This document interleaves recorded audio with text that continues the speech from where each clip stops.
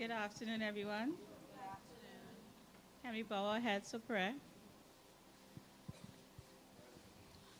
Loving Father, we thank you for your presence with us today. We thank you for bringing us here. We ask that you'd open up our minds as we worship you. We also pray, Lord, for this budget discussion, that you would send your Holy Spirit, Lord, to bring wisdom, knowledge, understanding to these students as they present, Lord, what they have studied, God, and that it would impact others' lives, dear Father. And Lord, we thank you for the School of Business and for all the administrators and, Lord, for all those who have worked with the students. We ask that you continue to bless us and be with the proceedings, I pray. In Jesus' name, amen.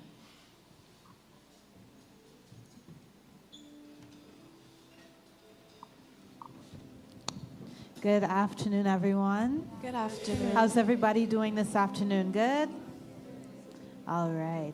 So we're going to sing a song before we get into this program. We're going to sing, "Open the Eyes of My Heart, Lord. I want to see you."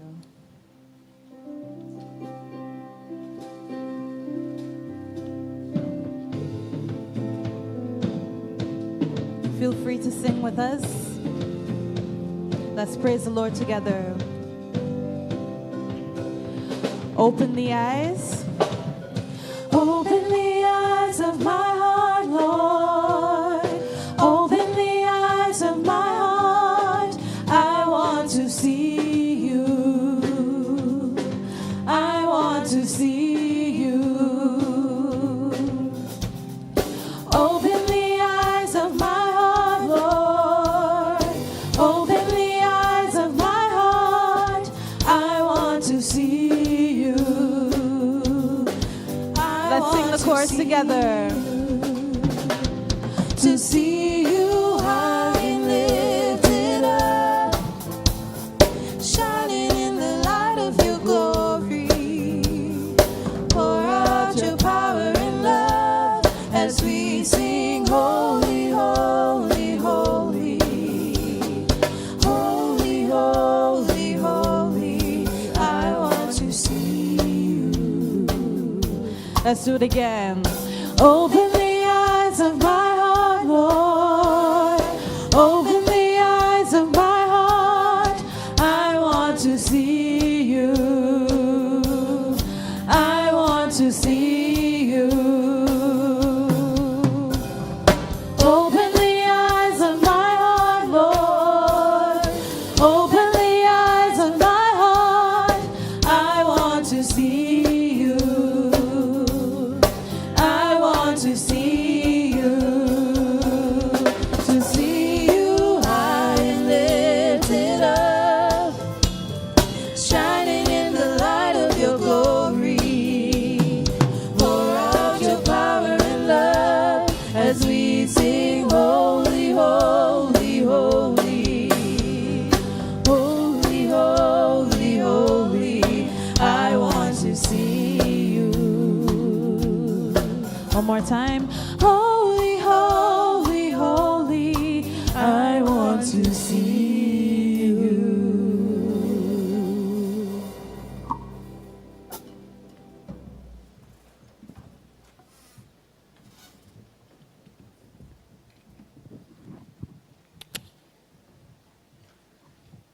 Good afternoon, everybody. Good afternoon, everybody. That is not everybody. Good afternoon, everybody. Thank you. So, the devotional, very short this evening, would be mainly taken from Proverbs 10:22, and it says, "The blessing of the Lord makes one rich, and he adds no sorrow with it." God promises to supply all your needs according to his riches and glory by Christ Jesus, when we love and serve him. But that does not mean that every day, all the time, he will provide for us. Well, I mean, he will always provide for us, but not in the way that we think he would provide. Sometimes he uses financial need to test us, train us, or even teach us. Sometimes he wants us to obey him by giving more, or he wants us to seek him and trust him for all of our financial blessings. Other times, he is leading us to do something different in our lives, and this is the way that he gets our attention so that we will follow him.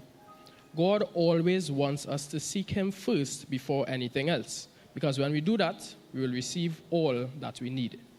When we pray for financial blessings, ask God to show you whatever you need to see about your finances. Are you experiencing a financial shortfall? Is one about to happen? Do you need to cut expenses? Live a simpler life and a less expensive lifestyle? Sell something? Change your job? Be wiser in your financial decisions? For which of you intending to build a tower, sitteth not down and counteth the cost, whether he have sufficient to finish it? David said that he had never seen the righteous forsaken, nor his seed begging bread. He said that those who seek the Lord shall not lack in any good thing. Let those words be a great encouragement to you. Live God's way, seek him for wisdom to guide you in all financial matters, and pray that his financial blessings will bring no sorrow with them.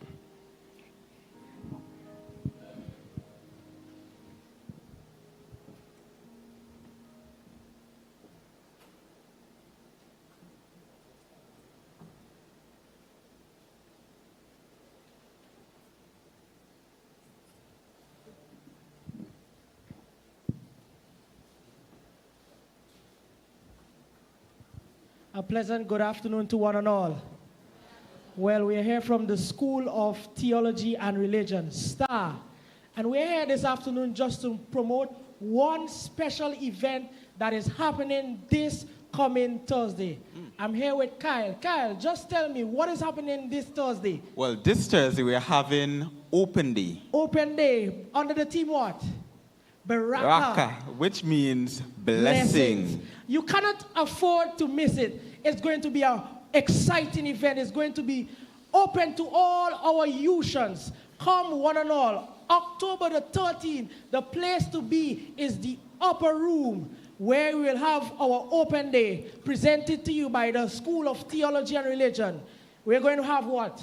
Well, we will have free spa. So, for those of you who want your pedicure and those kind of stuff, you can get it for free. We also will be facilitating massages as well. Yes. We will be having prayer. Yes. We will have food. And we'll have a lot of other items. So, we're not going to throw away everything. We're not going to throw out everything out there. We want you to come and to see what we have available for you on that day, and know that everything is free of cost. And also, for those of you who may, feel a little sick or unwell, you can also come for your health screening as well on that day. So don't forget, October the 13th, the place to be is the upper room, where the School of Theology and Religion presents Baraka. Blessings. May God bless you.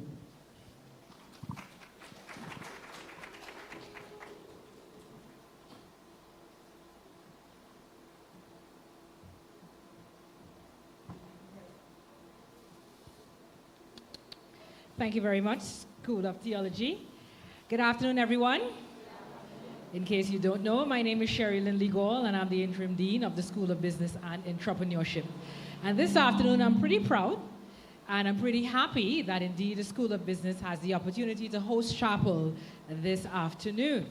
And I'm very, very grateful to my team in the School of Business particularly. And I want to give them particular kudos this afternoon for their very hard interest or great interest in what we do at the School of Business. So before I go any further, I'm going to do some quick introductions. So you just, wherever you see them, just look swiftly at them, and I'll ask them to identify themselves. So in the School of Business, we have two chairpersons, and the first of them is Simmons-Roberts. Wave where you are. Just look around and you see her waving. So you have Mrs. Stacy Simmons-Roberts. And then interim chair of the Department of Accounting, Finance, and Economics, we have Dr. Oda Javel. Wave where you are. There he is. All right, and I want to ask just very quickly, all this faculty in the School of Business that are here, part-time and full-time, to please stand. Very, very quickly. Just stand where you are. All the faculty of the School of Business, full-time and part-time, please stand where you are. All right, very good. Thank you. Thank you. And they are an excellent team to work with. And we really pull it together, to make things happen in the School of Business. And we try to work together as best as possible.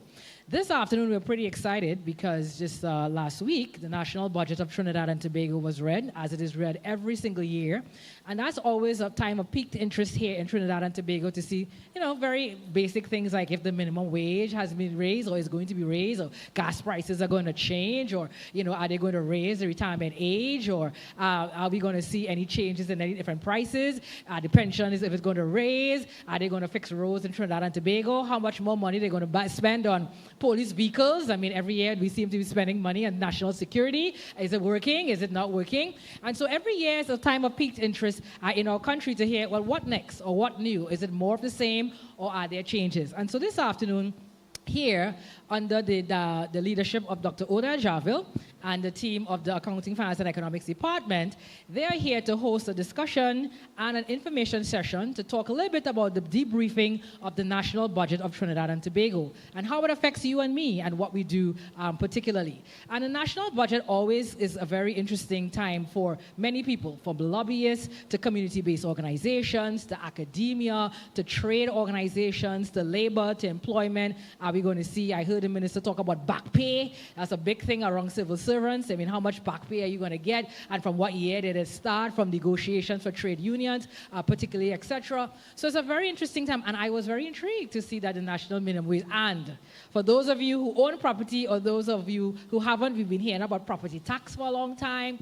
And is it coming? Is it not coming? What is happening? Do we have to fork out more money? And so these are very interesting times. But I want to welcome you to chapel. And I was talking this morning, and I was reminding someone that in the School of Business, we are particularly proud people in the sense that we really believe that business runs the world. You know, so we applaud the other disciplines of the university. You know, we do understand we must know history, and we do understand we must understand how the body works, and we do understand that mental health is extremely important, all right? And we do very much understand that we must educate people. That's why we are here. But we do want to say, ladies and gentlemen, despite it all, if there wasn't some money around with some love, and with some good mental health, and with good body chemistry, and making sure, of course, that we must know our history so we don't repeat mistakes from the past, all of those things are extremely important. And together with business, we, of course, say it runs the world. But, of course, we are Christians, and we know who really runs the world is God himself. So we keep ourselves humble, and we keep ourselves in line. Okay? Okay. But indeed, of course, we as business people, we always believe that money and business and good decisions around those are very important to what we do. So without any further ado, we're going to move the program along. Thank you for being here. We appreciate your presence, and we hope that you'll find it very informative.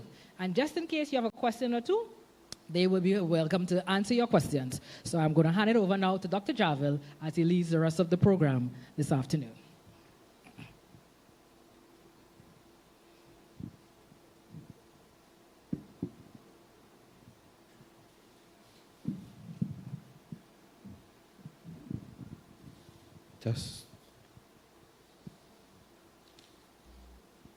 Good afternoon, everyone.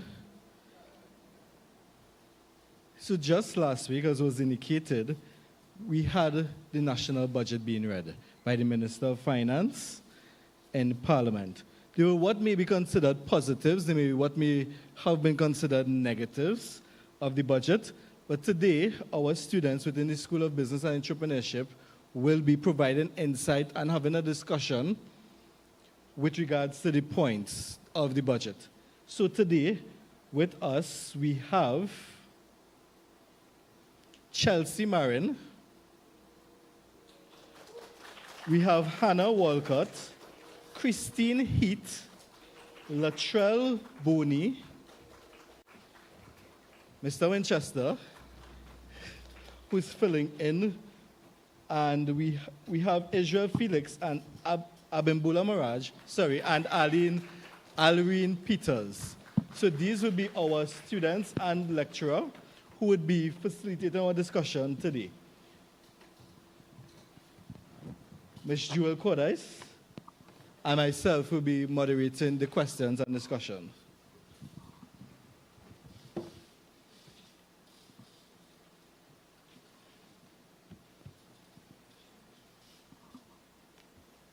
Good afternoon, panel members. Good afternoon. A highly discussed topic before the budget presentation being read was the minimum wage. A highly discussed topic prior to the budget being read was about the minimum wage. We saw within the budget that the minimum wage is to be increased by $3 per hour beginning January 1, 2024. Is this enough? Let me hear from you.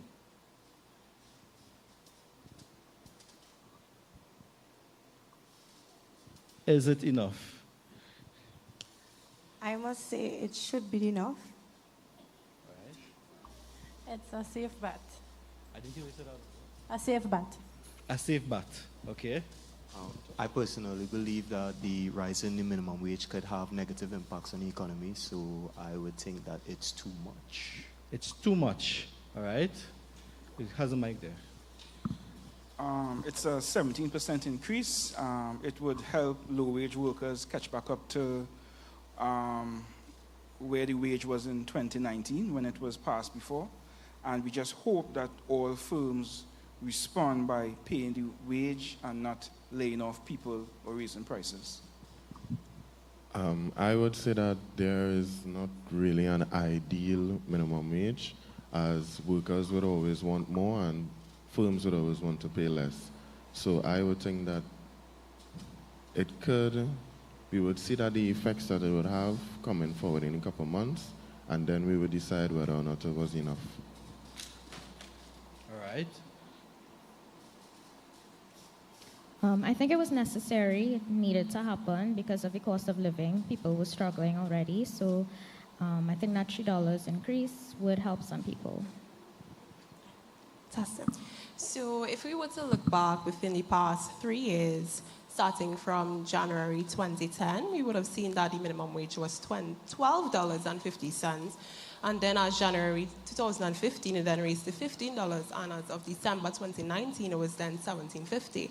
So the past 3 years, there has been a trend of $2.50 increase, and it is now going to be raised as of January 2024 to $20.50. So as a minimum wage worker, I mean, these people, not all entirely, but these people coming to little to no experience, as well as to have either 5 CSEC passes or keep. So I think as an entry-level job, I think the $20.50 would be, it's enough. Okay. In my opinion, it is not enough. However, it is the best that the economy can manage at this time. All right. Now, I know some of you expounded already, but what impact could the minimum wage increase, let's say a higher increase? It has been raised by $3, 17%. What impact could a high minimum wage have on businesses, inflation, unemployment, etc.? We just need a few persons to respond. Well, I guess I'll answer that question. Well, the businesses, from a business perspective, they will have to take on a higher cost, which will then, to offset this higher cost, they will have to increase their products or services, and then they might end up investing in technology instead of having all these persons working and incurring this set of more salaries. They may just invest in technology and causing some persons, well, the small business owners, for example, they will feel the pinch because they're working with limited resources. And they may need to either cut their employees' salaries or retrench them, which will then lead to unemployment and causing more persons to be reliant on the government. And so I think they would have both positive and negative effects. The positive being that there will be a low turnover rate. You know, persons will be more satisfied with these minimum wage they're getting, so they're not going to want to leave. As well, it will also help alleviate poverty. More persons will be able to live a better standard life. All right, so you're saying in short that a high increase in the minimum wage, at least at once, could allow for businesses to say, here's what, well, we could afford, instead of paying you, to buy some form of technology that might be able to do your job and, well, say bye-bye. Yes, exactly. All right, Latrell? I would also like to say that as well as the minimum wage workers, if the minimum wage was to increase to more than $3, at this present moment, the lowest government salary is $4,500. So if this minimum wage was to increase beyond the lowest paid government worker, then we would see other workers that would not have been working for minimum wage would now be working for less than minimum wage, and this would cause protest and other increases in the economy as well. Good. That's a nice view, a nice way to look at it as well. Sure. Okay, so building up on the point that you made, what's your Hannah. name again? Hannah. Right. So Hannah was saying that if they raise the minimum wage, businesses would be looking into technology and different alternatives to get the labor required for the business. Now, if you look into where minimum wage is being paid, it will be places like pharmacies and groceries and all these other places where we relatively expect to find cheaper prices, right? So it would be the places where we have our necessities, groceries, pharmacies, gas stations. So in these places, you would find persons being either retrenched or the employers would have to pay their employees more money, which would ultimately, regardless of how we feel about it, translate into higher prices. So that means gas, essentials such as pharmaceuticals and food will raise. So I find it have a negative, how to say it, laugh now, cry later effect. Right. Right. So it's not just about raising the price, but we also have to look at, when you raise the price, what the other effects or what else may occur when that happens. Okay, so Alreen, as a fellow Vincentian myself, enlighten me. How does this minimum wage, Trinidad's minimum wage, compare to that of St. Vincent and the Grenadines? Okay, so I must say, in St. Vincent, we don't have a flat minimum wage. Our minimum wage varies. So, for example, a farmer who works in an industry would get paid $8 per hour, which is equivalent to $20.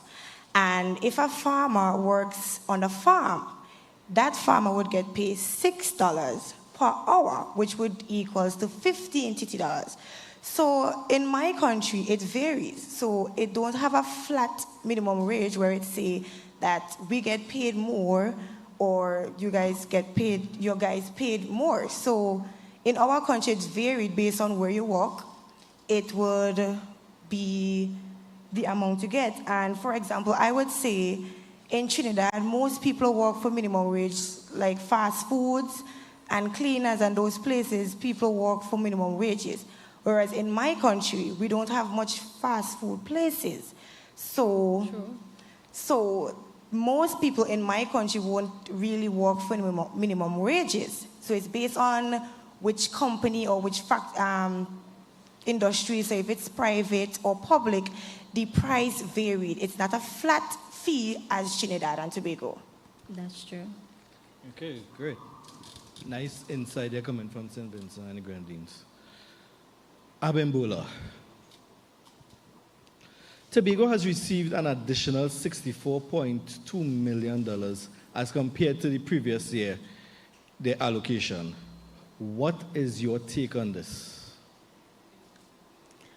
Well, an additional $64.2 million for Tobago is obviously a plus, more money for the island development. That's not a bad thing. However, I think most people are concerned as whether this increase is enough.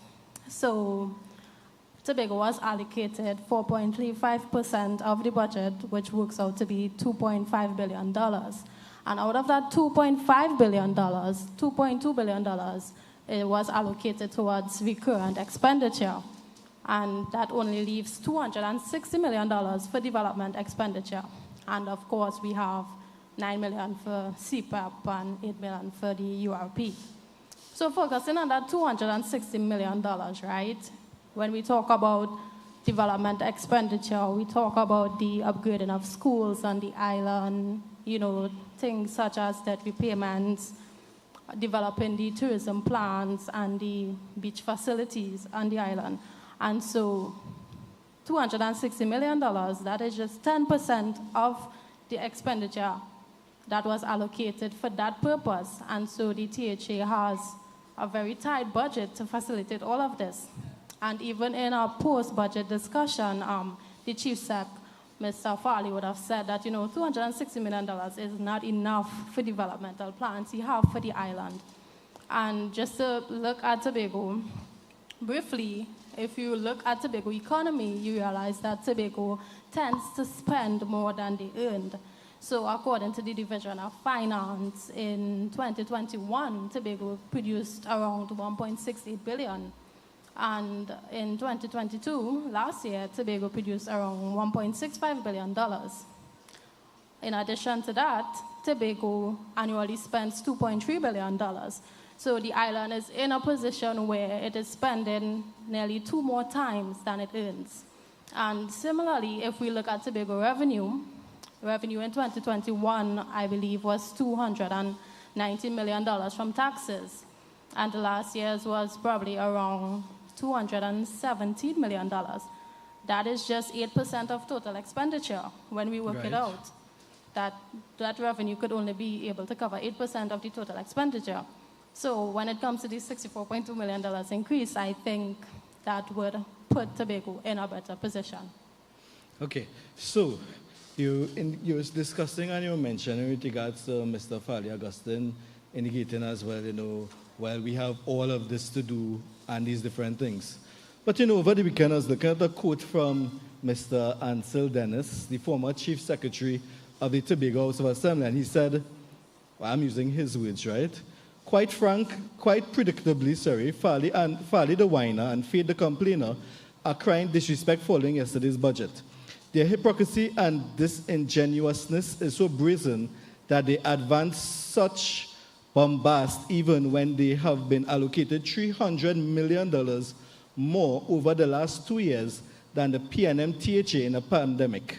During that same pandemic, we distributed millions of hampers, food cards, grants to businesses, including farmers, tablets to students, for online learning. We kept all public servants employed.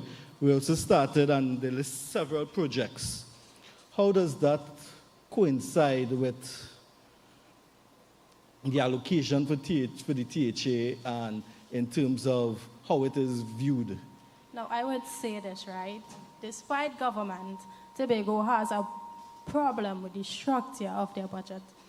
So now, over the past few years, right, Tobago has continued to receive in the lower percentile of what the DRC recommends, which is 4.03% and 6.9%. Now, even under the newly led administration, they still received, in that lower percentile.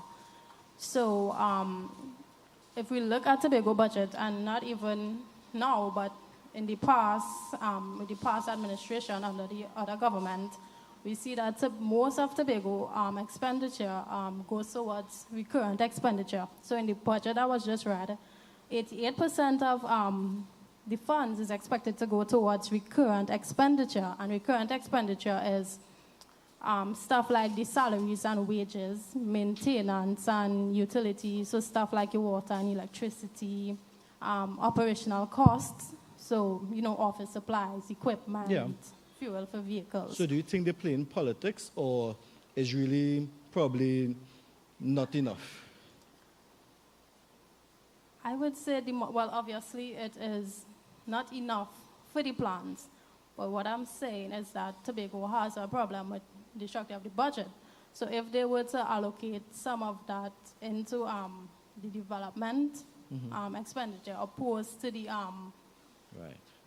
recurrent expenditure, because now we're actually witnessing what would happen if you take the bulk of your expenditure and put it into recurrent expenditure. We're seeing that there's limited funds for capital investment.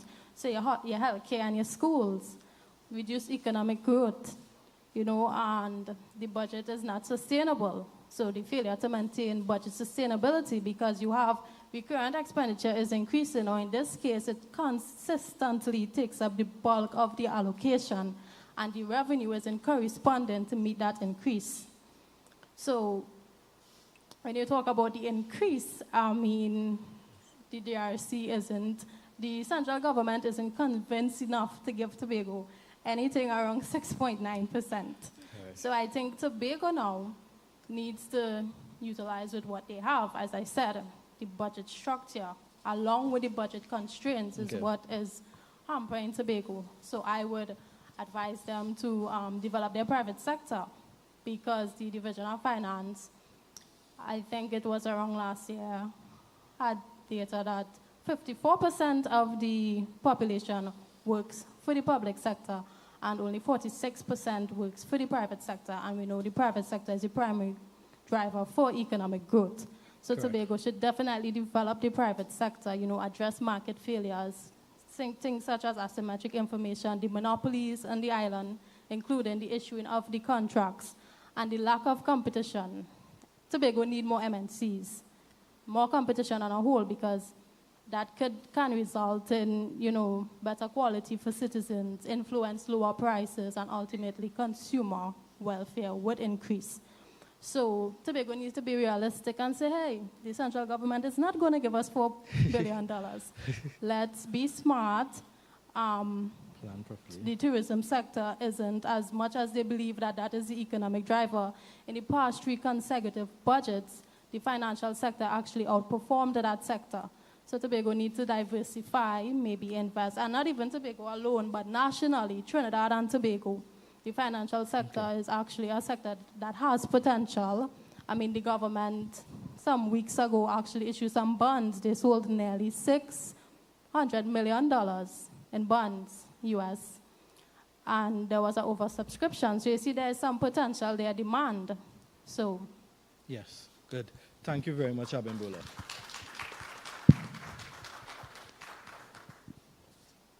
Go ahead. Okay, so based on St. Vincent, I see that Tobago is receiving this amount of money. But in St. Vincent, our Grenadines Island don't even get money from our country. We have 32 Grenadine islands, right? Only 9 of our islands are inactive, but we don't receive any money from our government. So I must say that in Trinidad and Tobago, you all should be grateful of the amount you all even get. Because in St. Vincent, we don't have. And if we have to come to politics, the Grenadine Island is mostly NDP, which I would say that is why they're not getting any money. Opposing party. Because ULP, which is Labour, of course, the country is St. Vincent, and St. Vincent is mostly Labour. The Grenadine Islands is more NDP. So I won't say it's politics, but it's probably politics. So you said Tobago getting this amount of money. Our Grenadine Island get nothing. But that is also because most of the Grenadines Island are strictly private. You have to remember that. Yes. And so I can say that the private sector in the Grenadines is way better than the public sector. Yes. Hence the reason why the government probably give a little help to the Grenadines Island. True. Okay. Like Mustique is a private place. Yes. And most billionaires and people go there to vacate. So I would say yeah. They're actually the stakeholders, hence the reason why the government don't really give them anything. Right. But let's continue to Latrell. So the government has proposed a $1,000 book grant to parents based on a means test. Now tell me, what impact would this have on lower income people, the vulnerable? So, 65 million for 65,000 students was the headline that the Minister of Finance said for that allocation. So, looking at it, as we would now touch with the minimum wage, right? So these means the parents that were means tested, I would believe that most of them would fall into that category, hopefully, so that they could have more income to help their children to go to school. Because between 2020 and 2023, about 2,800 students dropped out of school. 2,600 from primary schools and 200, I believe, from primary schools, right? So I believe that this book grant would help alleviate the dropout rate and help decrease it so that more students will be able to stay in school who were suffering financial problems coming out of the pandemic. Okay, great. So, continuing with education, $8.022 billion was assigned to education. Now tell me, what would you like to see this money spent on? So looking at the 2023 budget, the Ministry of Education got $7.45 billion. This year they have received $8.022 billion, which is over $500 million more than last year. In the EduTalk series, the Minister of Education, Dr. Nyan Gatsby-Dolly, talked about the 2023 to 2027 policies that they would be rolling out in the Ministry of Education.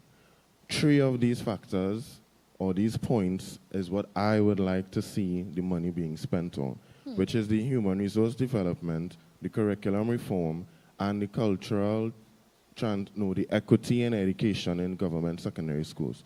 So I would like to start with the equity and inequality of education in schools.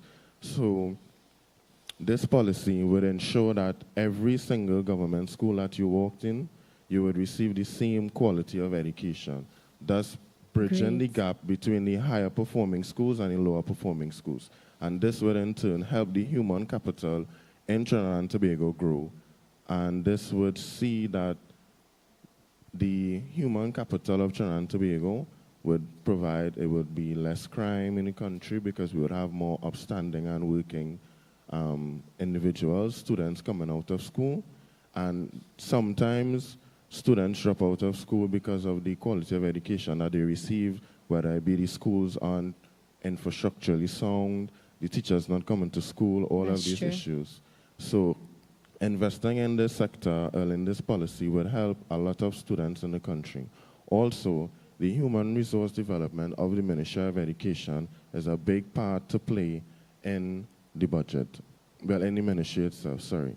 So looking at all of the human resource that goes into allocating $8 billion to one ministry is a lot. And if we don't have proper management and persons to carry out these duties, then we would see that the $65 million for the 65,000 students would not properly reach them.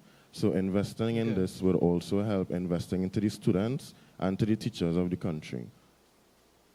And the last point, which would be the curriculum reform, is looking at the cultural transformation of all the schools starting from early childhood care straight up to secondary schools.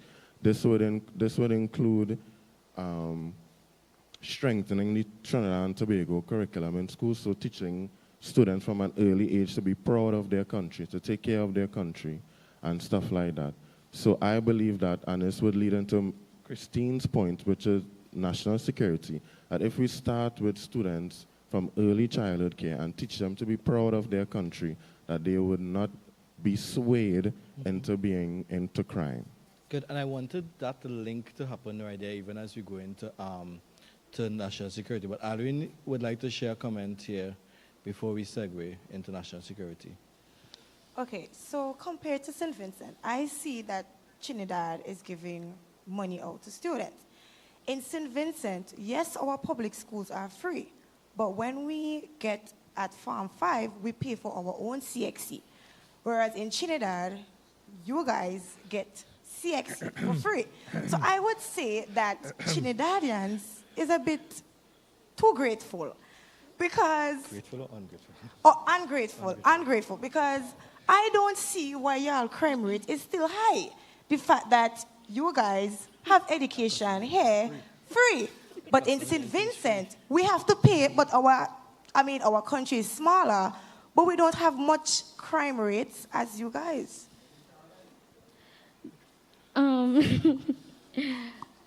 I beg to differ, to be honest. Okay, so in St. Vincent and the Grenadines, right? Someone who drops out of school, for instance, they go to the institute.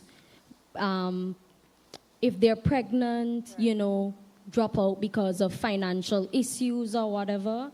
And the government actually, if they have a child, they give their children money for childcare, money for transportation, money for everything. So St. Vincent and the Grenadines with education revolution, I think it's actually the best in the Caribbean. Yeah, it is the best, but if we get CXC for free, I mean... You get from that would be great too. from childhood, from child care, straight up to secondary school, and also college. You guys get, St. Vincent and the Grenadines get free education. Only for CXC, you guys have to pay. Yeah, but we have to pay for college too. So we're seeing here that a comparison again between St. Vincent and Grenadines and Trinidad and Tobago. And so we're seeing that Trinidad and Tobago, or at least our citizens, we have a lot to be grateful for, right? And when we compare, and I think that as well, that's what the minister tries to do, is to compare certain things, or like, for example, may say we have probably one of the lowest water rates in the Caribbean or so, as the case may be. And to kind of also justify an increase, as it may be, because when you look at it, the subsidies that we get here in Trinidad and Tobago may not be seen or heard of, or at least at that rate, within the other territories. Mr. Winchester. So I took the mic. Well, I could just respond to what you just said with the subsidies. Yeah, we have the lowest rate of like water subsidies, but that rate hasn't changed since 1993. So it's like the selling price is the same as 30 years ago, and it only recovers 30% of the cost. So WASA has a problem now delivering a proper service if they're not getting enough revenue. And we see that by all the leaking pipes and so on. So it's an advantage, but there's other unintentional effects that you don't notice at first. So Hannah, coming to you. The minister speaking about WASA indicated we are establishing the Water and Sewage Authority as a modern utility delivering efficient water and wastewater services to the population. In this new business model, WASA will reduce its dependence on government subventions. In the process, we expect the net deficit of WASA to be substantially narrowed following the completion of the WASA price review by the Regulated Industries Commission. We therefore expect a price increase to be coming, right? We have heard of it coming. Is it a fair trade, therefore, if we could say that, for the government to say, we are giving you improved service, we need you to pay more for that service? That's a very complex and multi-phase factor, because there are multiple aspects and perspectives to consider. Okay, so if they're going to increase the water rates, they're going to think of putting it in infrastructure, which will then improve the efficiency of water collected, and then we'll get a better service. They will also not be able to heavily rely on the government, causing the government to use that money into other services as well. So I think there are a lot of factors to consider as an infrastructure. And once the government sticks to their proposed plan, which is increasing the service, improving it, I think it will benefit the country. Okay, so you're saying that we could reduce that subsidy, spend that money on infrastructure otherwise, and that will be better. You know, a few of us lecturers were at a budget discussion held by Trinidad Chamber of Commerce, Industry and Commerce last week, Tuesday. And one of the presenters was actually making a similar point. He said, we spend about 1.8 billion on subventions for WASA every year. And when we look at it, interchange, like the crepe interchange in Valsine, cost about 300 million. He was saying, you know, if we take all those subventions to WASA, we could actually get a number of interchanges and removing those traffic lights on the highway and probably easing the traffic. Right? Exactly. To add to that point, WASA, they need money to operate, and they're relying heavily on the government. So I think with this increase, they will be able to do maintenance repairs, and the roads will even be fixed. So it's a good idea to increase. So you're willing to pay a higher rate? That's another story. All right. Electricity. So they also propose electricity rates increase. What do you think about that? Yes, and all the speculations have been made since December 2022 last year. And these rates, before they're published to the public, they have to go through a series of processing by the RIC, which is the, I can't remember, but they have to go through several processes through the RIC and get it vetted. This will cause not only consumers, but also businesses to be affected, because increased electricity rates may mean higher transport, higher rent. So inflation will definitely go up more, as well as consumers. They also have to take into consideration the low and the low income households. So I think, additionally, investors, because the TNTech rates are so low, a lot of investors came into Trinidad. And if there will be an increase, they may go to other countries where it's actually lower. If many may not know, but Trinidad and Tobago has the lowest rates in the Caribbean of electricity and water. So increasing the prices, they will be able to operate better, but also reaching that middle ground where it's not too much on the consumer. Thank you. Okay, thank you. Now back to you, Alreen. According to the Minister of Finance, our water rate of $0.31 US per cubic meter is the lowest in the Caribbean, right? And this hour, I mean Trinidad. How does this compare with St. Vincent and the Grenadines? That's the number one question. What is the rate of the water in St. Vincent? And further discuss, does this support an increase? And what about electricity? Okay, I must say that in St. Vincent, we don't go by a cubic. We go based on gallons. So the rate in St. Vincent and the Grenadines is 1,000 gallons of water for industry. So a small industry would be $15 for that 1,000 gallon. And for a large industry, it would be $22. But in a domestic home, like for example where I'm living, we would pay $14 for a gallon. So I would say that we pay more for water back in St. Vincent, but the reason why Trinidad and Tobago would pay less is because you guys have a lot of subsidies, where you guys have a lot of oil and a lot of resources here. So that is the reason why Trinidad and Tobago would have a lot of subsidies. But whereas in St. Vincent, we don't have any subsidies for it to be able to pay as less as you guys. So back home, we would pay this price every month. But I never know in Trinidad that you guys pay every 2 months for every 3 months for water and every 2 months for electricity. You should be grateful. Exactly. But in St. Vincent, we pay every month. We pay every month for our water and electricity. So I would say we pay more for electricity and water in St. Vincent, whereas Trinidad pay less. And just a little note, I would say that even though we pay more for our water, we don't have much issues as you guys, where certain places don't have water. We, in St. Vincent, certain places, we have water, and our water is much more quality than Trinidad and Tobago. Our water tastes much better than Trinidad. So even though we're paying more, I would drink my water any day besides Trinidad.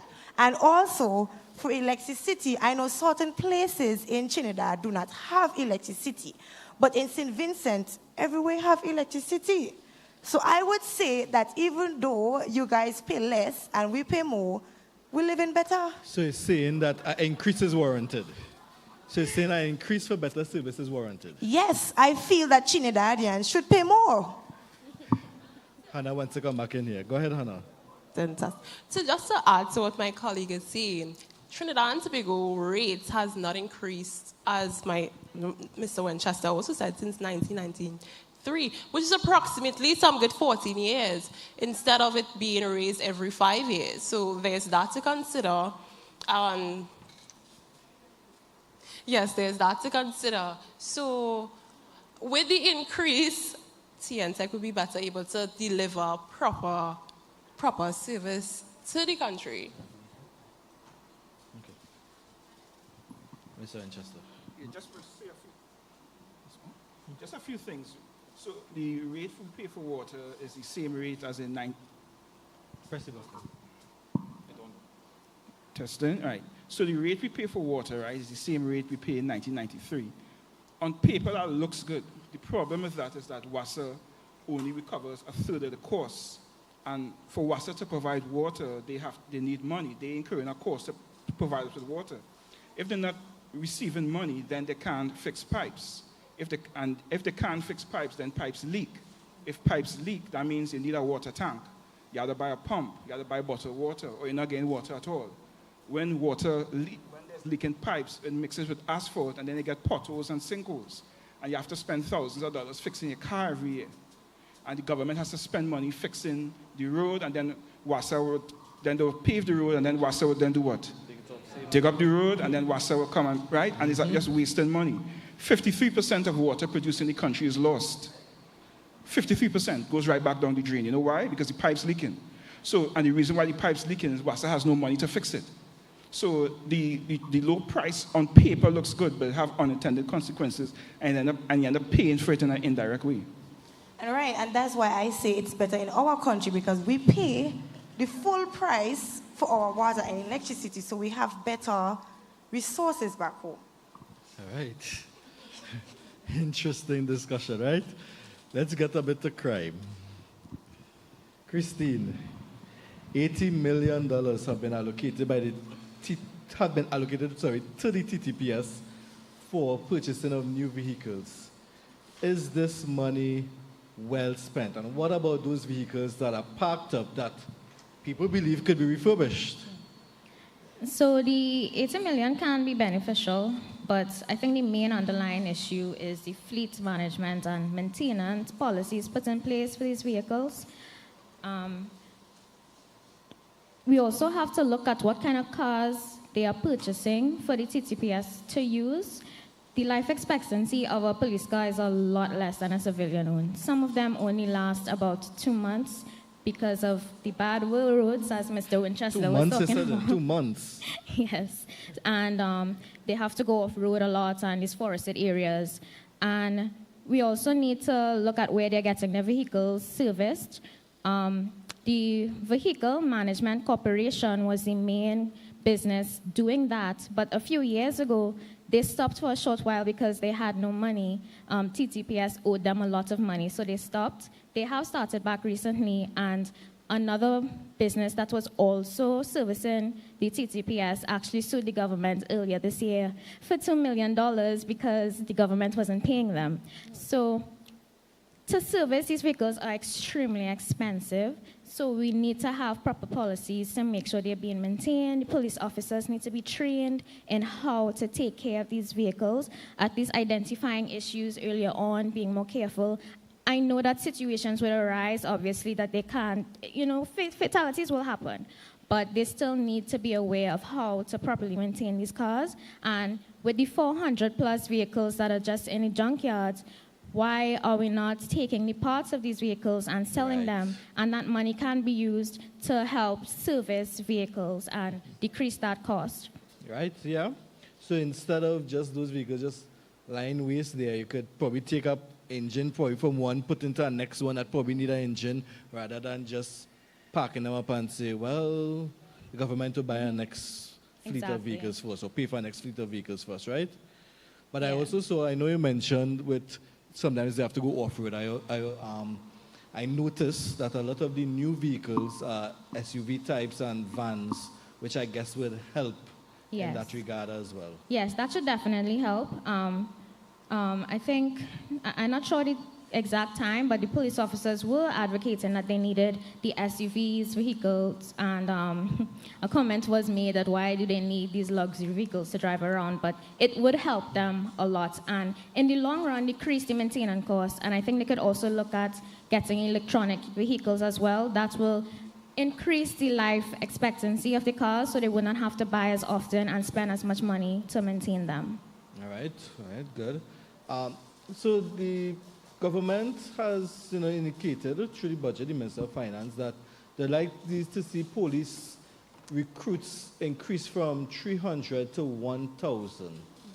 Do you think this would have an impact, a dent on crime or anything like that? I think it could help in the sense that it could give the public an increased sense of safety. It might increase their response time. They might pick up on crime a lot faster. However, we also need to look at crime displacement. Criminals are becoming more strategic and innovative in how they commit crime. I live like 2 minutes walk away from a police station, and I was robbed, my family was robbed in front of our house. So I don't think criminals are scared of the police. So more recruits might not necessarily give that dent. We need to look at other measures. Like I would say CCTV cameras around Trinidad and Tobago would really help. Yeah. And not only having these cameras, but maintaining it properly. It was reported this year that only 13% of murders were solved. And it's not because of a lack of resources, but a lack of evidence. And if we have more CCTV cameras, we could at least pinpoint potential suspects to being in the area at that time. I think that we should also look at the children of incarcerated parents as well. They need to be taken care of by the state and not fall through the cracks. They need to be given a fighting chance. And going back to Latrell's point about education and the impact that can have on crime, the 1,000 recruits and the 80 million vehicles is all well and good, but those are more reactive measures. We need to look at crime as more of a social issue, and starting with early childhood education will definitely help that in that regard. By having a more holistic approach to teaching instead of just producing students that can regurgitate information and training them to pass an exam. Because there are a lot of children that come from families, they're not getting these morals home, these values and morals at home, and they come to school and they're just disregarded as being disruptive and they're just left there. So I think some more support in the education system for teachers. I really feel for teachers because they have a lot of work to do, and focusing on giving them the correct material so that they can do their work can distract them from these children that are just being left there. So if they had more support, they would be able to instill these values in them so that when they reach secondary school, it would be a lot easier for them and they wouldn't be as influenced. 40% of incarcerated people in Trinidad and Tobago never completed secondary school education. So, yeah. Thank you. Thank you so much. Now, what would the other panel members like to see done to address crime? Tell me.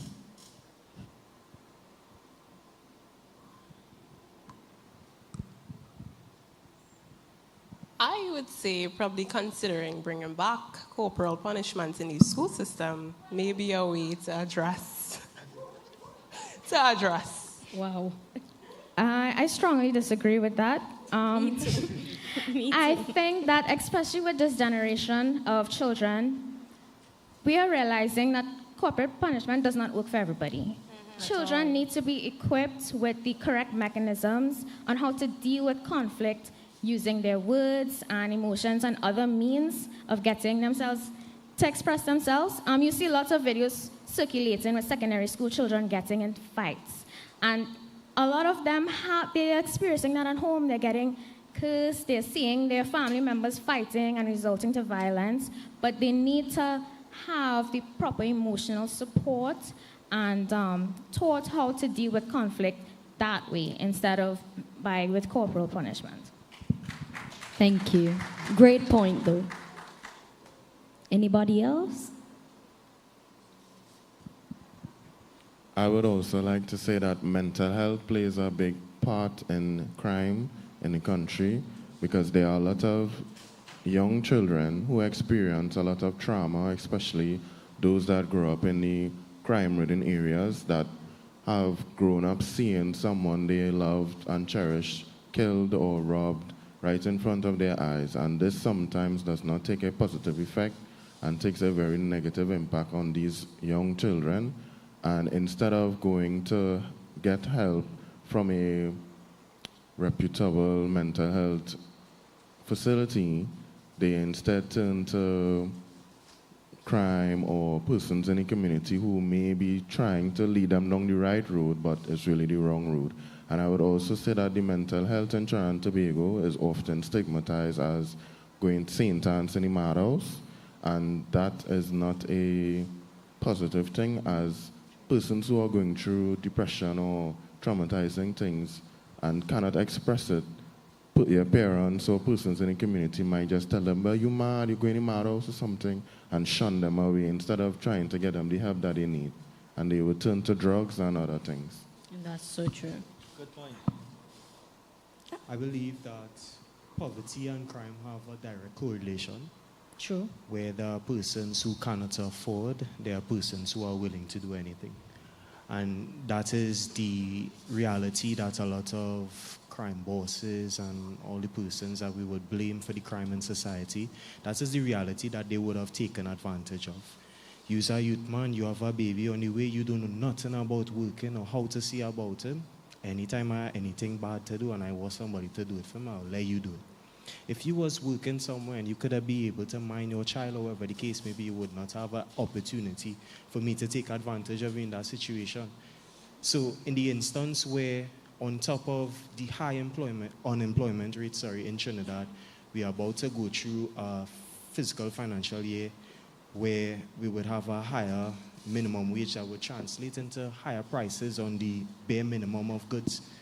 That would literally have a negative impact in terms of the crime rate in the country.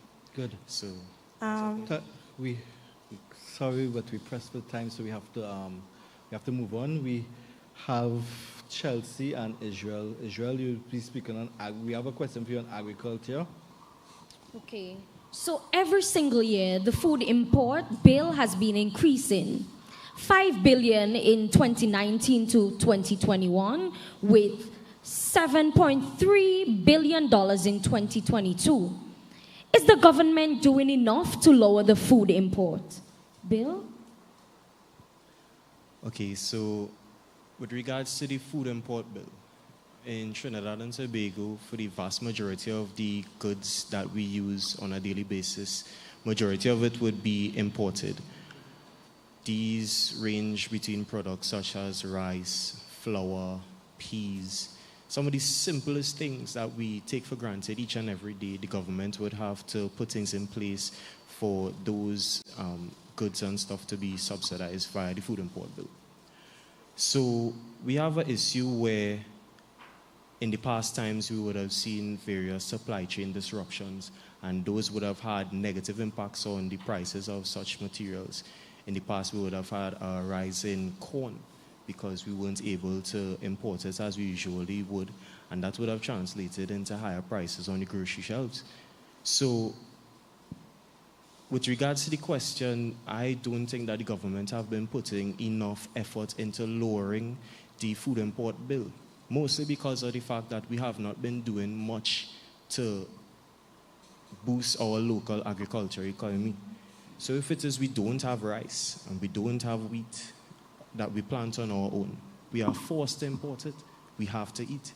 So the government has not been doing enough. But they were in discussions with Guyana. I know they were in discussions with Guyana recently for planting across there. Is that a start? Could it be considered like a start?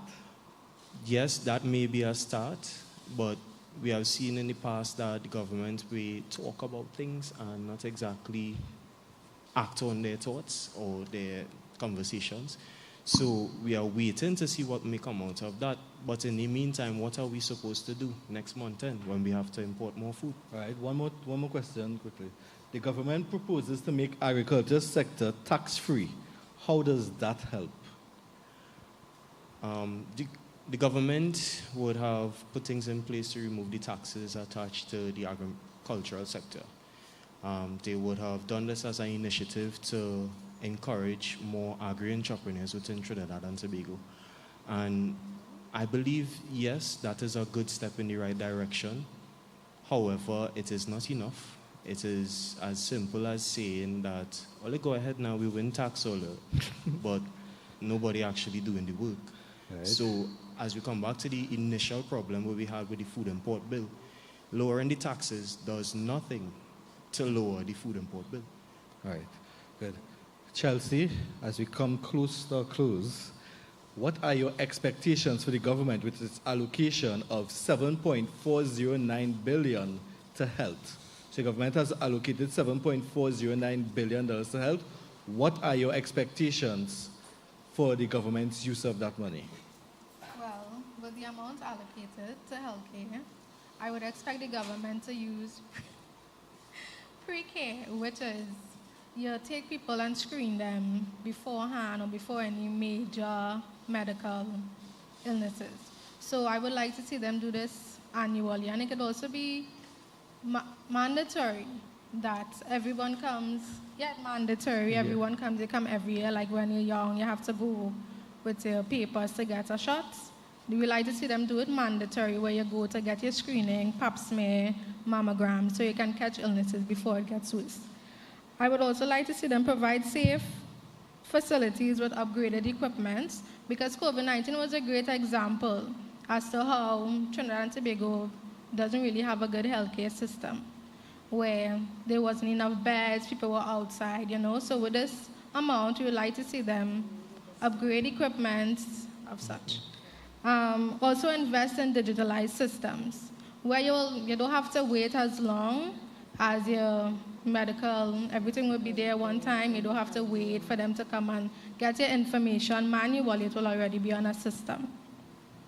And lastly, as the child was saying with mental health, I think this is the most important point, where with this, the amount allocated, they can use this to do workshops to provide greater awareness to mental health, because there are the facilities within Trinidad and Tobago. There are many facilities. However, as the child was saying, many persons don't take mental health seriously.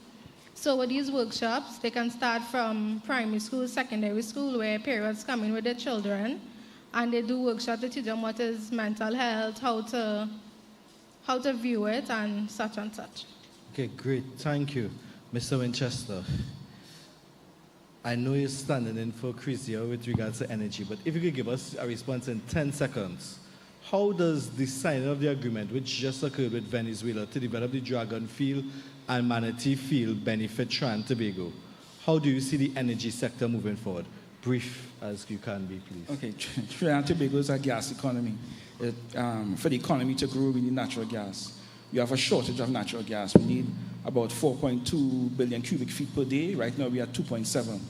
So therefore, since we don't have the natural gas locally, we have to import it. Venezuela has the fifth largest reserves of natural gas. They have a big field, Dragon Field, and also a Lauren Manatee Field. We're just trying to get access to that gas to send it to our fields. We use the gas for liquefied natural gas. We use the gas for ammonia, methanol, electricity. So once we get the gas from Venezuela, that solves our shortage problem, and it will give the economy a big boost. Okay, great. Thank you very much, my esteemed panel. Wow, that was really Thank you, insightful thank you. discussion about post-budget. So I want to say thank you, audience, for staying back, for listening, for being attentive. Thank you to the Dean of the School of Business. Thank you so much, lecturers of the School of Business, hosts, and most of all, a heartfelt thank you for your research, for your hard work, for being here in this discussion, the participants. Thank you. I now have Dr. Eaton, who will do the closing prayer.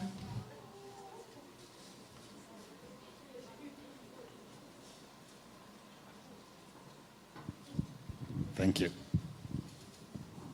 I will drink St. Vincent water anytime. But it's expensive.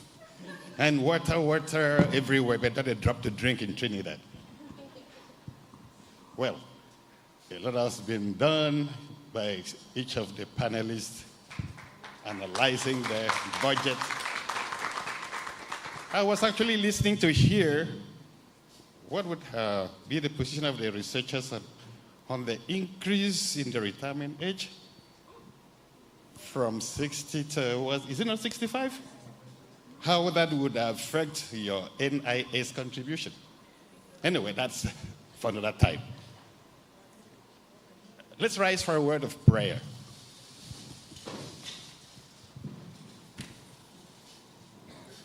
Our Heavenly Father, I want to thank you for this day. Thank you for all the panelists and the research they've done and the contributions they've made to enlighten us on the impact and the import of the budget. I want to thank you for the government of this country. I beseech thee, Lord, to be the one that leads, guides, and directs the administrators of this country to do what they plan to do.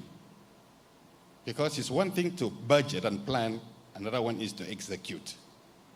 I want to thank you for the administrators of this university. I commit them into your hands and ask you to continue to lead, guide, protect, and give them the wisdom to do what is worthy of doing to carry this university forward. I commit the School of Business and Entrepreneurship, every faculty, staff, and student to your throne of grace, and ask you to continue to lead, bless, and protect us. Help us, Lord, to be doers and not speakers of your word. As we depart from here, Lord, don't depart from us. May your presence abide with us, guide, direct, and continue to protect us. This I pray in Jesus' holy name. Amen.